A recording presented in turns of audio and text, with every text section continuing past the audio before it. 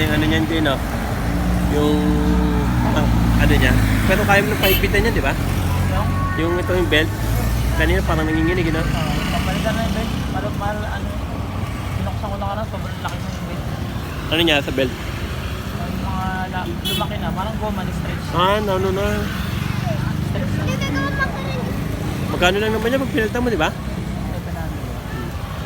Papalitan ko na. Sulit ko lang, sayang. Parang yung gulong. Lobo na. Binuksan ko na karan yung belt, ano na eh. Parang goma na nabanat. Parang goma na siya na nabatak. Isang beses ko pala napalitan to eh.